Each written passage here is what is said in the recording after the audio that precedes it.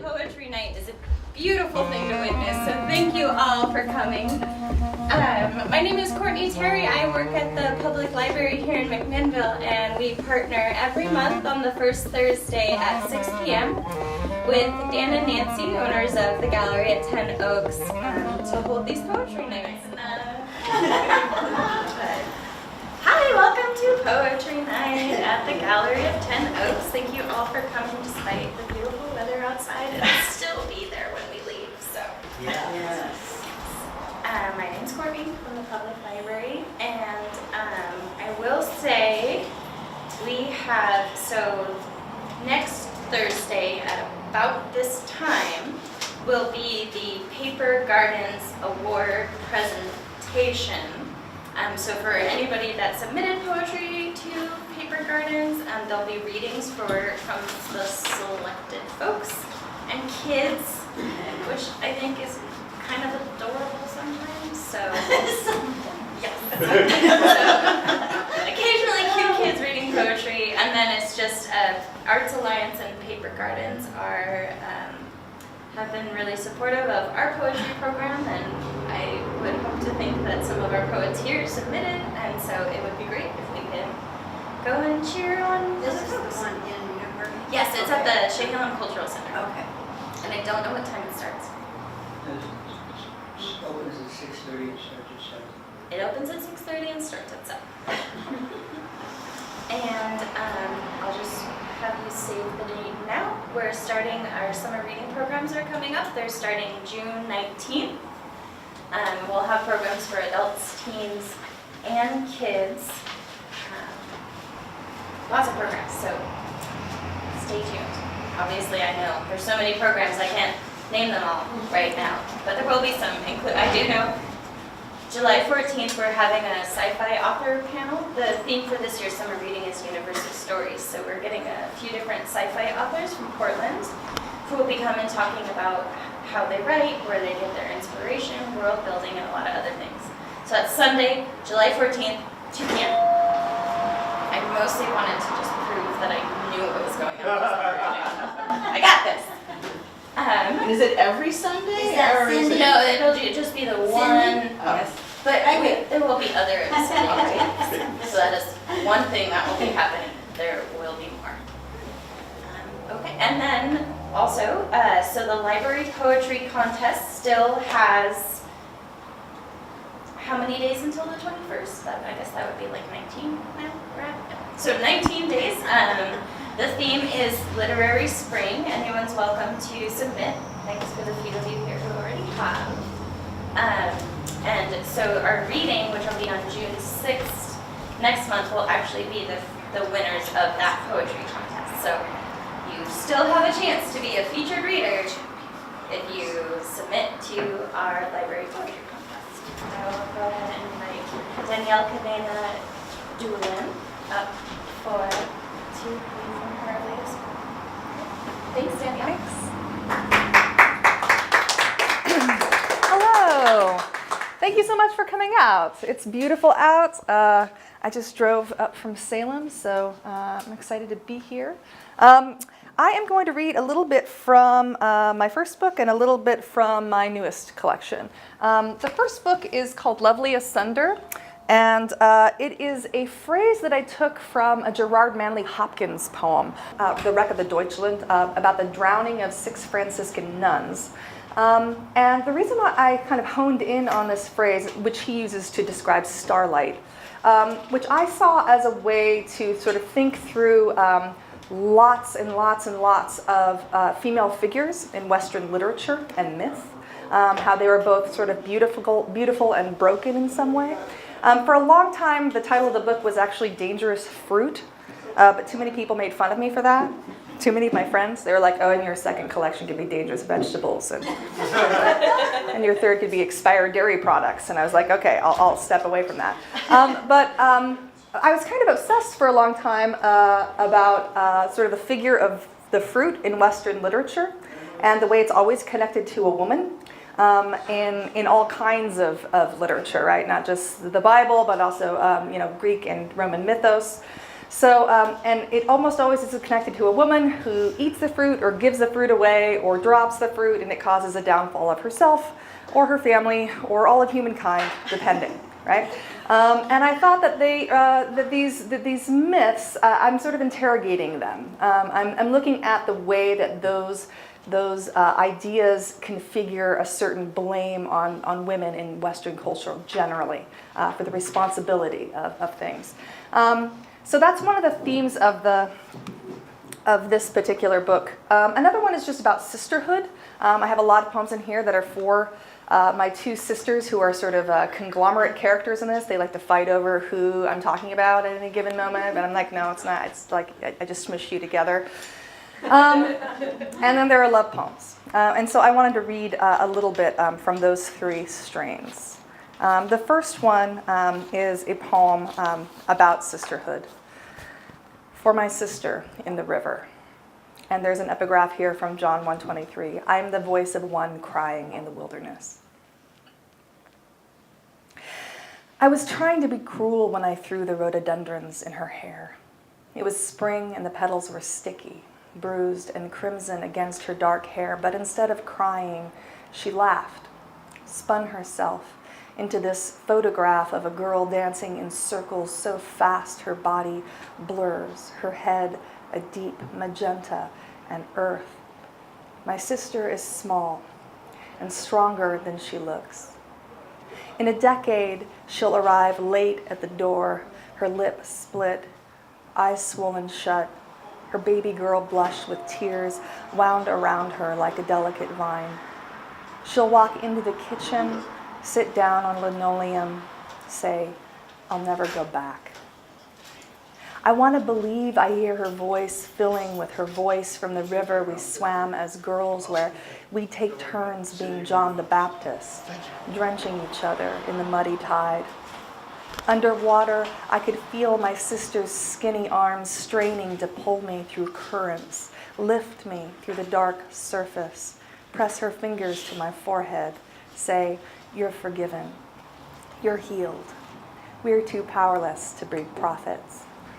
I don't mean halos appeared above us in the river or the kitchen was lit by anything other than streetlight lost from the roads outside. Just that we knew, without psalm or song to guide us, we had to save each other. Oh, thank you. I've got another. Oh, here's a nicely short one. This one goes along the theme of mythos, of course, which the title will give itself away. Since I'm in a particular break here, I forgot to mention, I also run a literary podcast with my husband called Lit from the Basement. I've got flyers for the show over here if you're interested in listening to literary podcasts. The whole premise of the show is that, well, I'm a professor at Willamette University. I teach poetry and nonfiction there in the English department. My husband is not a poetry professor or likes poetry at all. So we do a show every night in the basement. We have two very little kids that are 3 and 5 years old, and we barely ever get to speak to each other unless they are sleeping. So they are asleep, and we go hide in our basement in our like rough put together studio, and we record this show, and I introduce him to a poem and like try to explain to him why it's good. And he's sort of irreverent, and he's very funny, and he's always trying to throw me off. So he's like my worst student, and also the student I love most, clearly. Anyways, and so a new episode comes out every Monday, and I thought I'd mention that. So if you're interested in the show, grab a flyer. And here we are at the next poem. When Pandora opened her box, she found an empty box. The moon, just a hook of light above her, lacuna in the flesh of the sky. Sometimes the idea of the thing is more dangerous than the thing itself. And after, of course, the gods had someone to blame.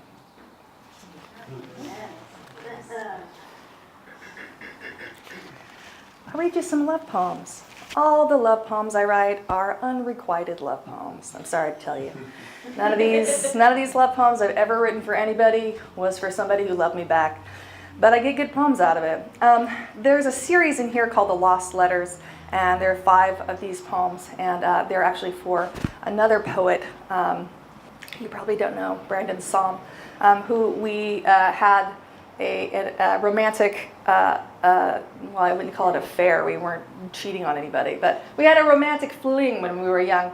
And then for the next 6 years, we kept trying to get together and then couldn't figure it out time-wise. So we were both sort of enamored with one another, but never both at the same time, which is the problem. Okay, so Lost Letter 1.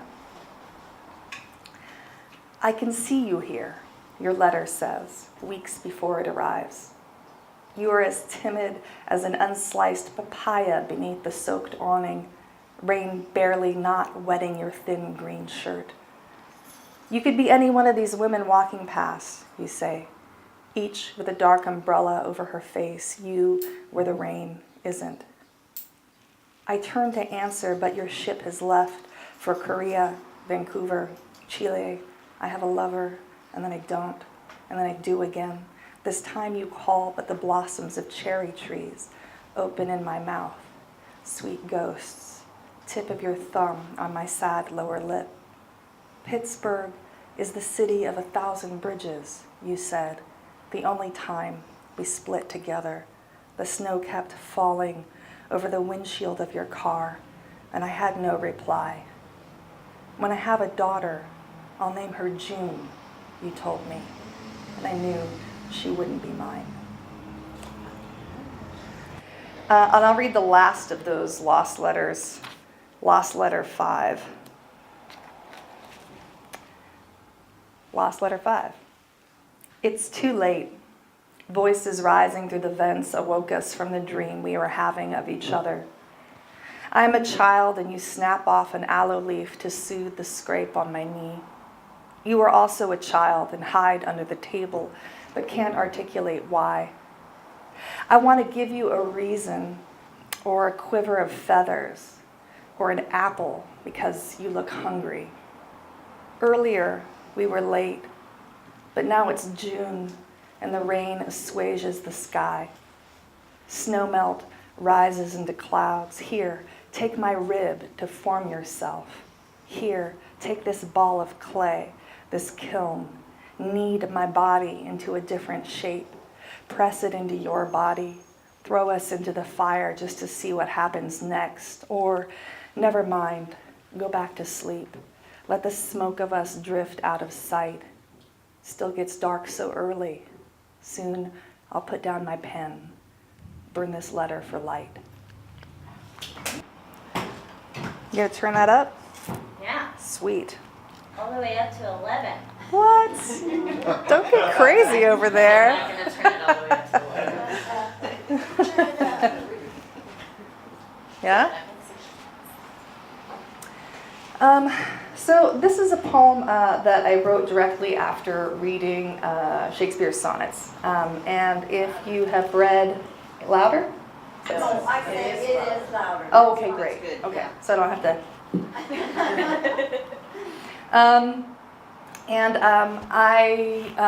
In the sonnets, over the many sonnets, there is a love triangle between the speaker, a young man, and what's called the dark lady in those.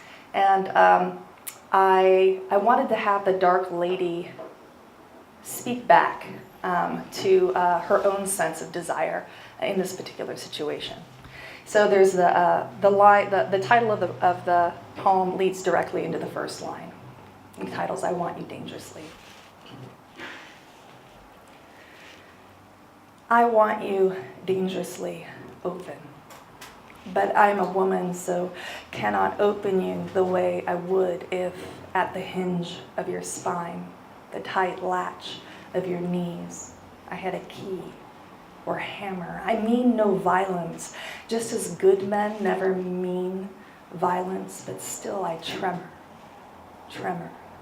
Your mouth, a ruin. your eyes like the dark ascending wings of a bird. I watch magpies destroy the nests of sparrows, pillage, plunder. If I were a Viking, I'd take you home. My only and best prize. I'd marry you to my bones. Oh, tell me you want my burnt sage, saltwater scent, my barricade across the roads of your body. Or tell me to leave you the fuck alone and I'll go further inland like a lenient hurricane. All of your beautiful levees intact.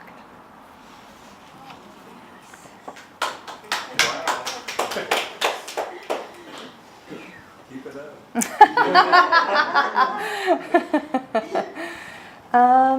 Let's see.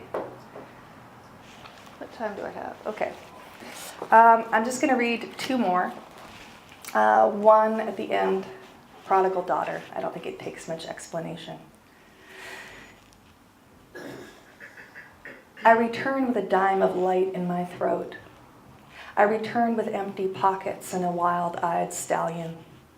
I return with the bones of a whale, our names carved in Sanskrit along the curves. I return with quince seeds and promise an orchard. I return when it is raining lightly in the afternoon and you are sighing toward the window for nothing. I return with sunburned feet and wheat in my hair. I return with a winter mudslide. I return while you are dreaming of your house, which looks nothing like your house. I return with an artichoke, 3 acrobats, and clove cigarettes. I return with scrolls of papyrus and the boulder I am chained to. I return with a drowned body on an unlit pyre. I return when our father has died of complications. I return with an iron kettle filled with gardenia perfume. I return with an answer to all existential dilemmas. I return with a fortune cookie that has misspelled fortunate. I return for your marriage beneath live oaks, hands over hands, the sky a kind of champagne. I return alone. I return with the letters I didn't send and a bottle of Oaxacan sand. I return with your blessing, or I never return. I never return.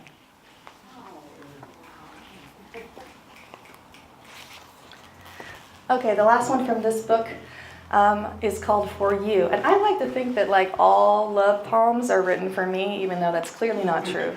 But when I'm reading them, you know, I like to read them and like, yeah, that's me. My name's not Cynthia and I don't have golden ringlets of hair, but that's for me. So but this one's actually called For You, so you can just believe that it's for you if you would like to. It's actually for an artist in New Mexico. For you.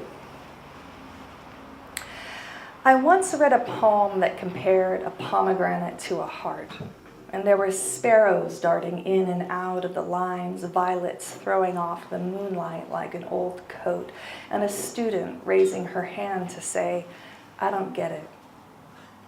Someone loved someone else, though someone else didn't love someone back, or someone else did, but there was an obstacle. Maybe the sparrows darted dangerously near the pomegranate and pierced it, or the violets stole someone's letters, kept them folded in their small blossoms because they believed they deserved them more than someone else. This poem is based on that one, and also on the time we took a scenic route through aspens, and you told me how they always spread after a fire season because when the pines burn down, they leave enough space for new trees to grow. The poem was entitled For You, and we kept driving and driving until winter came, smoothing the roads white with tiny cones of ice, your fingers ready to sculpt my shape out of snow so that you could ease into the hollow chest and leave a pomegranate safe from sparrows, the violets suddenly confessing everything to the student whose face opens like sunrise when she says, I understand now. I understand.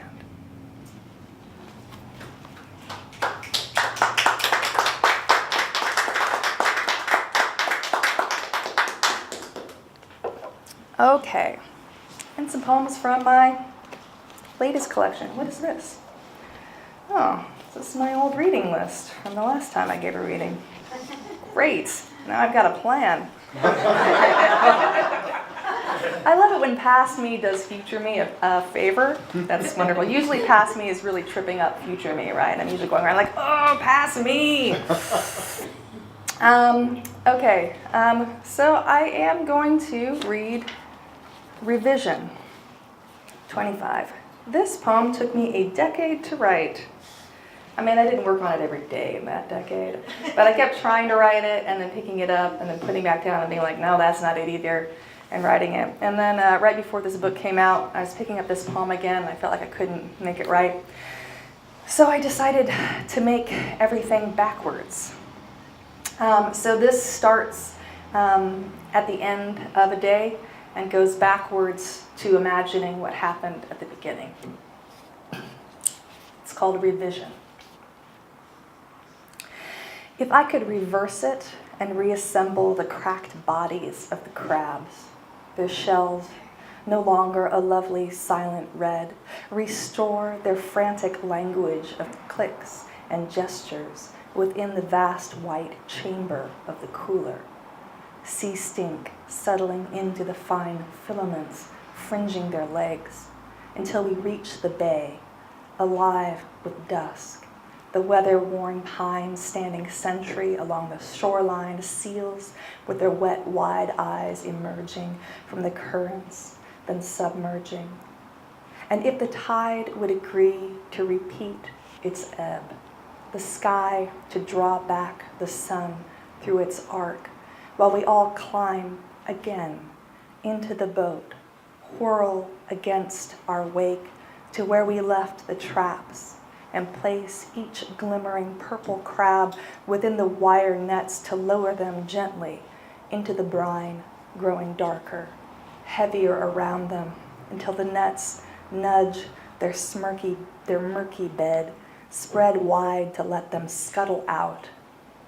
If our Father would steer a path toward the harbor, let go of the throttle so that we drift in silence until hours earlier the pier appears, the morning inlet circled by seagrass, pointed hills, the shack where we rented our boat smelling of rinsed fish and clay, the rough old man looking at us like he knows as he cracks sunflower seeds in his teeth and hands our Father the change. Then I won't have to write about what came after. We can all live here in this day, forward and backward, listening to the cold blue sea rock softly against our metal hull.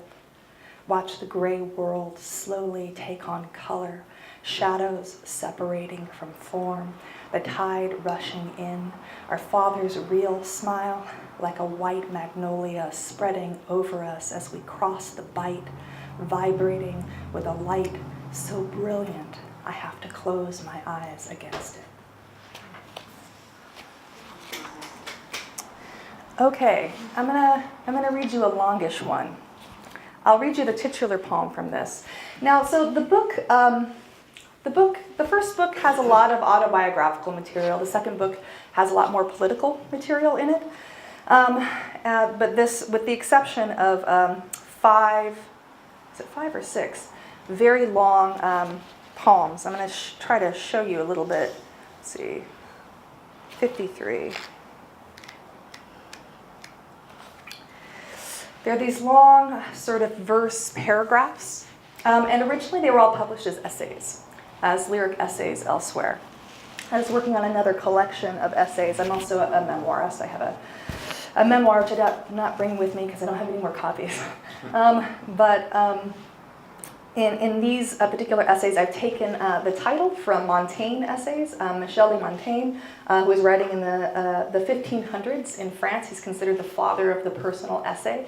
And he's these wonderfully bizarre essays where he jumps between his own personal experience, what was contemporary issues, socio-political issues at the time, and also his deep knowledge of ancient texts.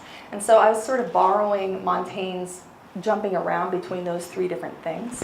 And here I'm centering it around the idea of order versus chaos. And also everybody in the poem is under the thrall of a charismatic leader who's leading them where? Question mark. Our emotions get carried away beyond us. When Pythagoras conceived of the music of the spheres, he believed he understood the universe, how celestial bodies moved in musical ratios, the world sensible and clean. This is why he lived simply in the hills with his students, the mathematikoi, without need for possessions, women, or meat. The universe could be explained in rational signs, so they drew equations and played instruments, not to please the gods, but to maintain their order in the universe. In the course of their practices, however, they found the proof of irrational numbers and concluded that the universe also contained things that are irrational. This idea so threatened the Pythagoreans that they kept its existence a secret. When one of the students told an outsider about it, they drowned him in a lake. It's instinctive to be drawn toward water, thirst, baptism, a longing to be clean. So he would have thought nothing of following his friends, dust rising from the roads like a thin, glittering shroud. It was night, but because the day was hot, the water would have been as warm as a body, like the summer waters of any dry landscape.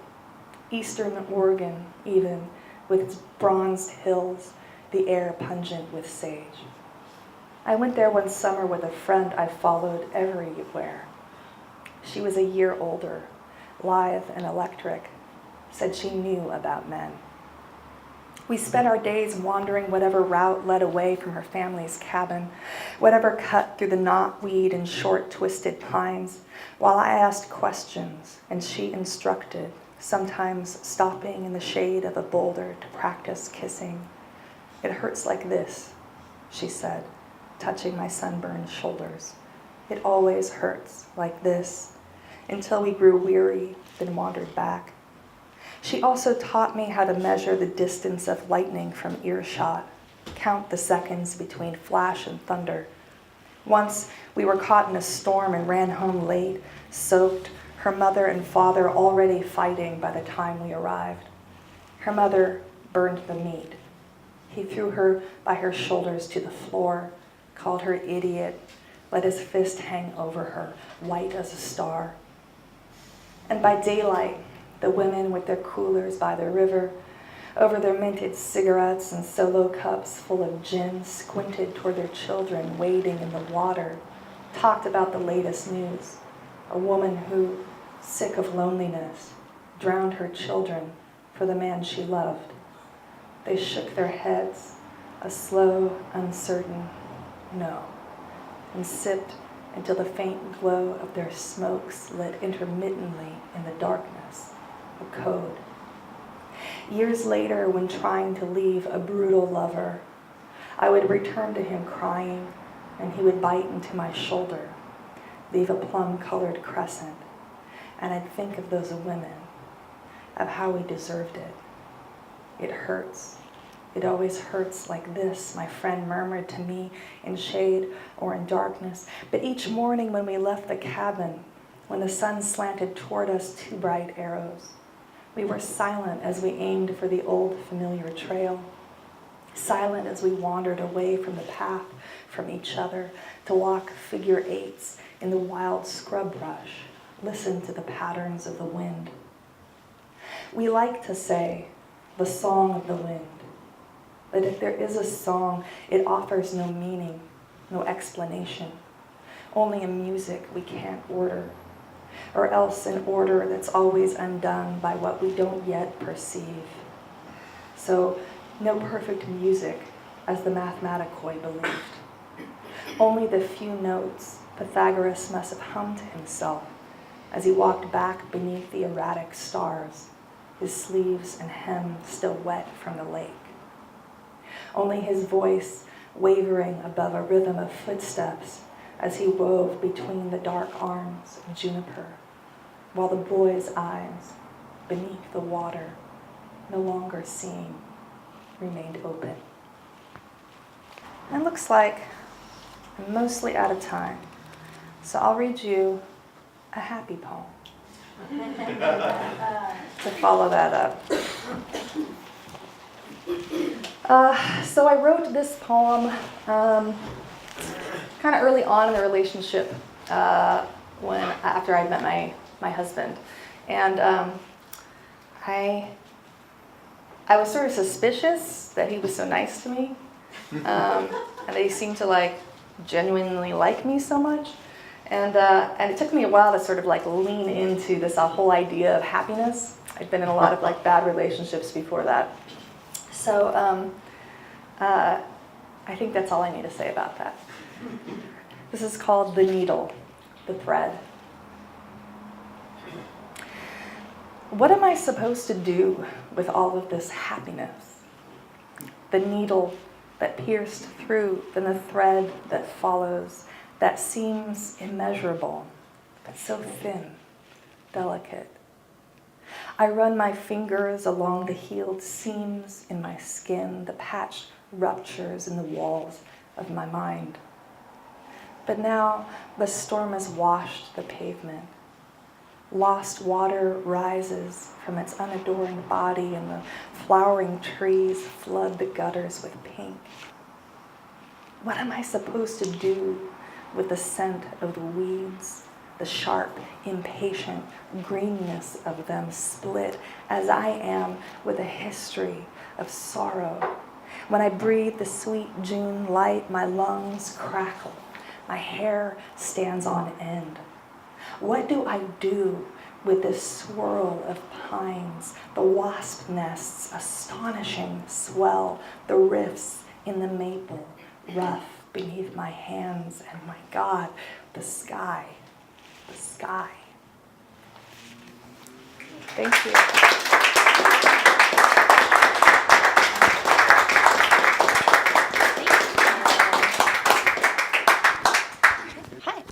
And then so we'll move on to the open mic portion of our poetry reading, but afterwards you'll have time to talk with Danielle, and if you want to purchase one of her poetry books, they are over there.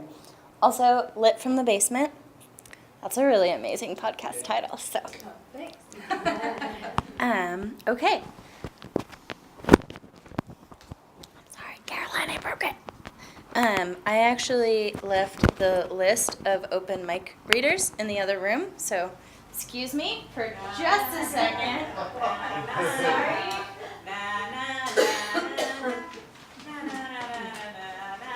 Caroline, are you going to include that on the We'll have it for our viewers. I didn't sign up. You didn't sign up. Okay, that's fine. Doesn't that mean he has to go first? No, Bonnie, you're first. It's your turn first. Okay. It's called satisfaction. Are we ever satisfied? It's forever too something. It's too hot or too cold, too shy or too bold, too dry or too wet, unhappy, whatever we get. Too thin, too fat, too furry like a cat. The first or last of the future or past goes way too slow or much too fast. It's too windy, too calm, too short or too long, too narrow, too wide. It's never just right. Too quiet, too loud, too modest, too proud. Too much bright sun or it's too dark from none. Too sweet, too sour, too near, too far, Should we walk, or maybe we should drive the car? Should we eat inside or maybe outside? Are we ever just plain satisfied? Too dull or sharp, but soft music from a harp tends to calm the chaos of the mind and helps us a medium happiness to find. Someday, when the time of our life has been spent, we'll wish we had learned to just be content. And if you'll indulge me for a second one, I want to read you about my satisfaction. It's called My Best Friends. 3 little boys, as cute as could be. Of course, I would think so. They were part of me. Funny how they weren't entirely alike. They maybe worked hard, maybe went on strike. They each had their very own way of making it through each and every day. If I announced that the trash is full, one would say, "In a minute I will."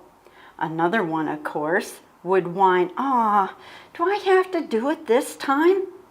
Yet another one had heard what I'd said, and promptly then with the trash he fled. One kept his room all neat and clean. He had a certain place for everything. Another one had his things all scattered. Where they belonged to him hadn't mattered.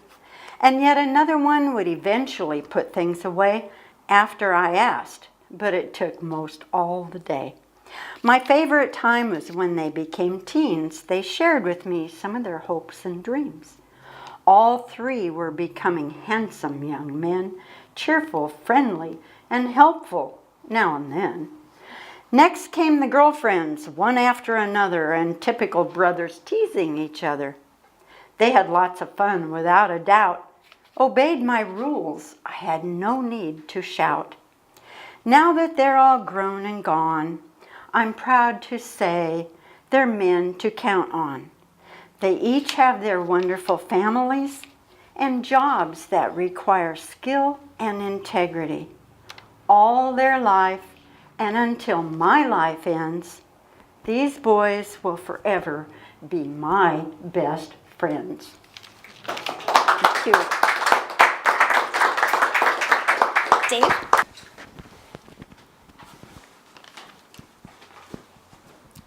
Thanks. So with some of the ideas of aging and going back to my past and what I'll be like in the future, and those of you that know me, I have a love for the wilderness. So I've kind of written 2 poems, one reaching back and one looking ahead. This one's called Tow-Headed Trickster, because I used to be blonde, like white blonde. I'm getting back there quickly. The tow-headed trickster eludes me. He's the boy I used to know, the Viking explorer, tan-skinned and rib-rippled chest, wandering with a glint in his eye. Did I misplace him in the careworn world? Pressures of job and a pillow-top mattress dull the throbbing heart that used to beat in time to a war drum and nature's rhythm. I search for him in wild places, particularly along riverbanks and near the surf, for I hear his undamaged laughter in the movement of water. Each night I sleep under the stars brings me closer to him. Each day that I spend indoors with only a parking lot walk causes him to drift further away. I seek him, capturing little life-restoring pieces while he remains ever out of reach. The nights spent in pursuit are hard, back-aching, chill-forming nights, the pain in my body absorbing the pain from my mind. I continue to pursue the pursuit of my youth, that tow-headed trickster. For not to continue, the chase is to begin to die. And that tow-headed trickster isn't always so far away.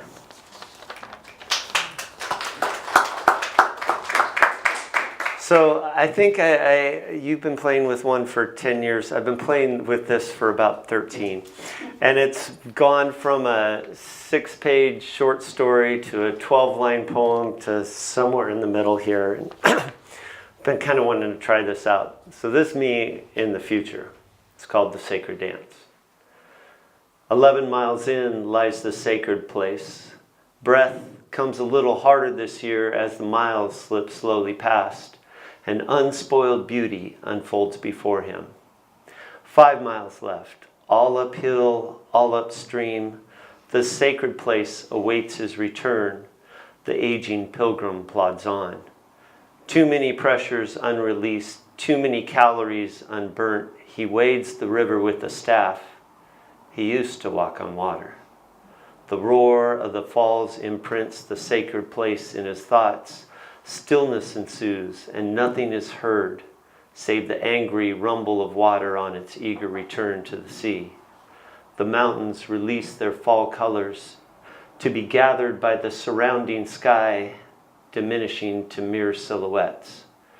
Mosquitoes return for the nightly assault on his flesh. The time has come to make his offering. Nocturnal predators ready to feed, and his universe narrows to a speck, drifting atop the water. The dancers pulse and sway in prehistoric struggle, the motions automatic. Water speaks to him of deeper currents and the resting places of giants, while cacophony rinses his mind of all else. His line shoots out, reaching for perfection, without conscious thought, and the moment that no camera can capture cements itself in his memory. The offering is perfect, acceptable. The ultimate battle ensues, the sacred dance, and the last of his aches and pains slip away.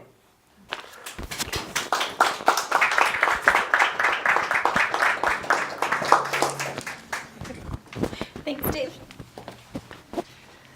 Lucy. A friend of mine asked me to write him a poem. I was talking on the phone with him one evening. In fact, I think it was after one of our Poetry While You Wait events. I was telling him about it, and he said, well, write me a poem. I said, well, okay, give me a title or something. So he did, and he gave me a title, and I just wrote this poem. It's called Animals I Have Known. To know the warm love of animals is to know the peace that comes unasked for, to understand how to be close and quiet, to stand next to an animal and absorb this quiet. What do they tell us? A young boy with his dog, let's play, rough and tumble, laughing and running, best friends always. If you listen, animals might tell you to be a little easier on yourself. Come with me and gallop through these pastures of plenty, just us together. The warm love of animals is like the thick winter coats grown against the cold. They enfold us and invite us in, nudging us out of our self-absorption. To know animals is to know the best of ourselves. How could it be any different? They have been wise in giving their sweetness and love. This has been true all of your life.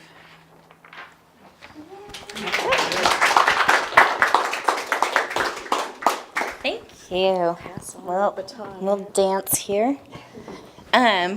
Which reminds me, I didn't say it earlier, on the third Friday of every month, we have an art and wine walk in downtown. And one of the activities that takes place at the Purano and Daughters / Ransom Wine Co. and Distillery. It's between Nick's and Los Mocojetes. We have a group of our local poets from this group, and they provide poetry while you wait. So basically, you stop by, you give them any topic that you would like, and wander away, come back an hour later after you've gotten to peruse the art and wine walk, and they will have a poem written just for you, and proceeds benefit the library. And I feel like I'm giving a bit of a spoiler, but it's this month It's May 19th, third Friday, and they are there from 4 to 8 p.m. There's like Mike, Bruce, Dave, Lucy, Bob. Like half of everybody's here. And they're always, did I mention they use typewriters? Did I miss somebody? No. Okay. Priscilla. She Okay. started Well, just last week. And she's at high school, so she's done. we had a high school student come to. No, not high school. She's Oh. volunteering. Got it. Sorry. Side conversation. So May 19th, 4 to 8 p.m. downtown. Please come by. I won't say try and stump our poets because you can't. They're amazing. Sorry if I just ruined it. But yes, so that'll be coming up. And now that I've talked about it, Mike. I really should have looked at the list. Yeah. So, the last one, don't go away. No, I'm just. The last one, on the 19th, we made $170. Poetry lovers. And there were 6 of us writing poems and with typewriters and the clack of typewriters. And so there you are. That's for the adult programs here with the library. So. Yeah. And there isn't anything like poetry on demand, improv poetry, to put. You don't get 10 years or 13 years. But one of the things we did, this is the first time that we actually, somebody said they had 2 granddaughters who were learning how to ice skate, Mickey and Maddie. And they wanted a poem about them learning, but they wanted each one of us, they wanted a collaboration. They wanted each one of us to write a stanza. So we did. And I don't really know, I know mine is the last one, but I don't know whose others are. So we'll have to get that so that we can. So this is called Pirouettes on the Ice. Mickey and Maddie lace and skates, slipping on the ice, dreaming of spies and jumps and fame. They were, I think, preteens. Mickey and Maddie skating in a rink. If the ice stays frozen, neither will sink. Is the world big enough for us two? Sharpen our skates and let's see what we can do. Backwards, forwards, spinning pirouettes, racing hand in hand towards our dreams we reach. Swish, slash of blades on ice, cool wind on their faces, leap into the air, time stops, and then they land. The crowd cheers, fearless with every move. Together and alone, you will prove yourselves. What you reach for, you will attain. So that was each one of us doing a thing. The other thing we do here at the gallery is we have a painting to poem event. You come in here at about 6, you look at the paintings, and then you write a poem, and then about 7, we read them. Again, improv. And this is one from a picture upstairs, a painting upstairs, called Retired 2. Being a little boat, just a painter, being pulled along, I worried about being retired, pulled up on tires and forgotten next to an old shed. Maybe a youngster will want to go fishing and remember me. I don't want to give up hope, even as I feel my keel rot. And one more. This was one of the improvs from the last time. a couple came in. They were with friends and they were having a party. Priscilla wrote one for two of them, and I wrote one for the other couple. And he wanted a poem about romantics, which clearly I think meant him and his wife. They have feathers in their hair, dancing thigh to thigh to sweet music of their hearts. Daffodils in a vase in the bright morning sun. They smile across the breakfast table. Long walks through the forest trail, listening to the jays. They touch the fresh moss. Looking into each other's eyes, what they say cannot be said with words. Sipping of wine, laughing with friends, they know what is important to a life well lived. Thanks. And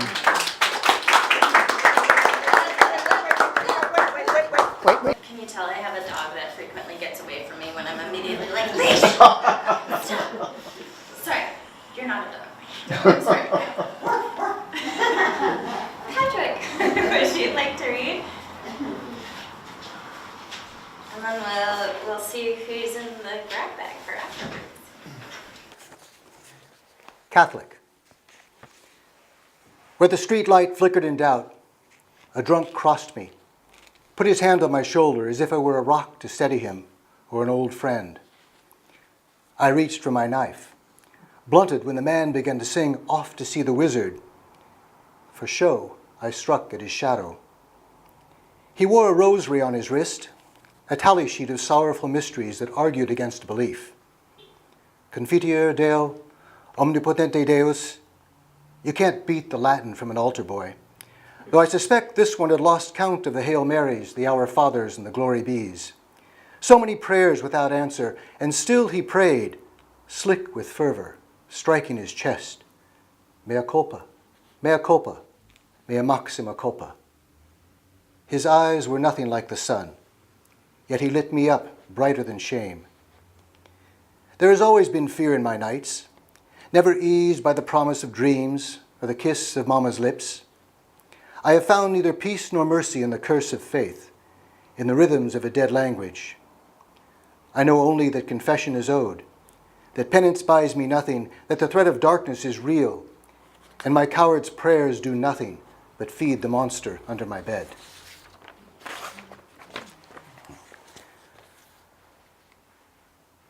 An American boy. He wasn't beaten as a child. Only a bruise once and again, nothing that couldn't be hidden by bravado, by laughter, by pressing his hands to his face and glaring at what he couldn't see until the rage won out and put an end to tears.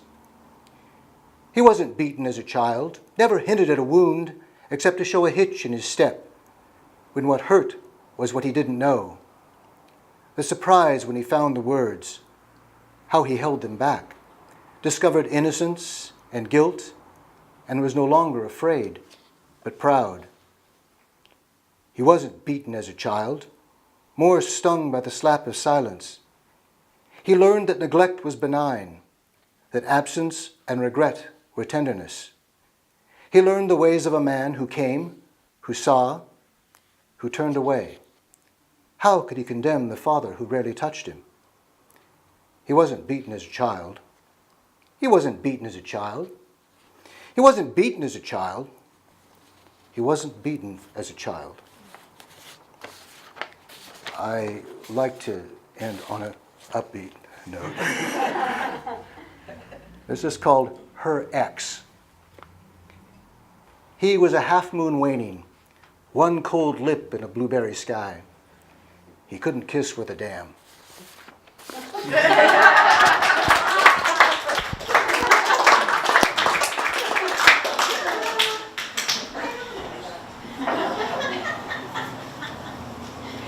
Thank you, Patrick.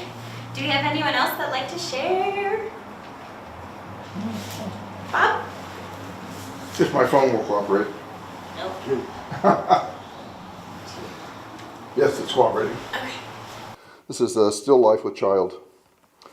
Morning sunlight illuminates a leafless tree outside the triptych of waiting room windows. In front of the right pane sits a nicely dressed woman intent on her phone. To the left is another seated woman, her back to the adjacent wall, also staring at a tiny screen. She's with a girl, maybe 8, who has no phone, no book, no toy. The child glances briefly at a seated old man holding crutches. He smiles. A good girl, wary of strangers. She turns away and faces her mother, who is still absorbed in the phone. Fidgety, the child taps the black plastic of her chair. Her mother looks over for a moment, says stop, and resumes her perusal of whatever is more interesting than her child. A dental assistant calls the old man's name. He rises unsteadily, crutch walks through the open door, leaving the women, their phones, and the obedient child frozen in the still morning light. Oh, thank you. Oh, good. Thanks, everyone.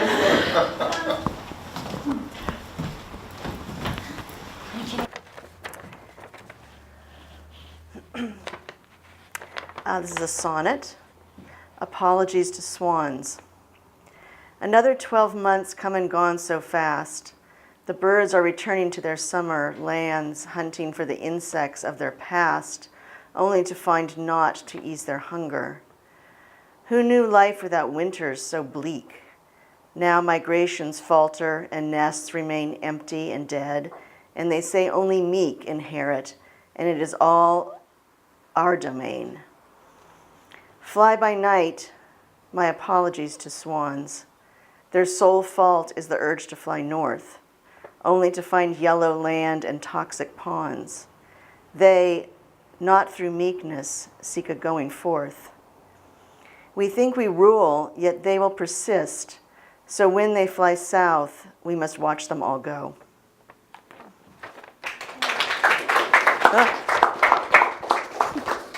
Thanks, Patricia. Bruce? So this was from the Poetry on Demand. That there was a couple came in that just recently started escrow on a new home. Oh, all right. So this is titled "Coming Home." Our journey has run for so long, we nearly wore down our boots. The calendar already says April, almost time to put down new roots. Our new home in McMinnville, solidly built, plenty of room for 2. There's space to work on the tasks we love and explore what's old and new. We may have to flip a coin, choose the perfect housewarming tune.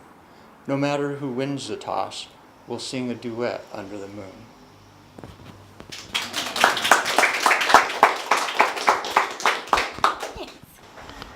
And these poems and many more, what you can expect on third Friday. Nope, 3rd Street on 3rd Friday. Yep. May 19th, everyone. Do we have anyone else that would like to read? Awkward silence for this amount of time. Wonderful. Thank you all so much for attending. Thank you, Danielle. There are books for sale, information about her podcast over there. Feel free to take a moment and look around the gallery, try and find Mike's poem. Drink more wine. And yeah, you can also drink more wine if you want to as well. And then we will be back here on June 6th with the winners of our spring poetry contest. So thank you all so much.